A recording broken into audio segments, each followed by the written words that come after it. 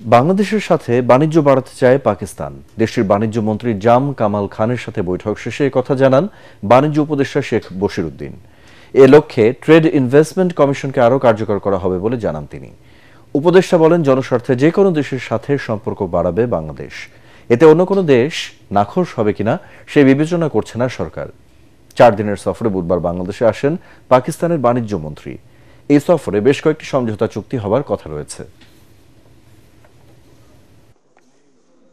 ধন্যবাদ আপনাদেরকে। সার্টিফিকেট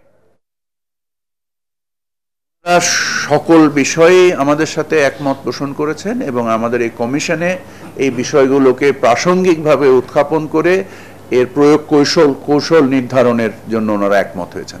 আমাদের যেখানে দেশের স্বার্থ জড়িত আমরা সেখানে তার দিকেই ঝুঁকছি।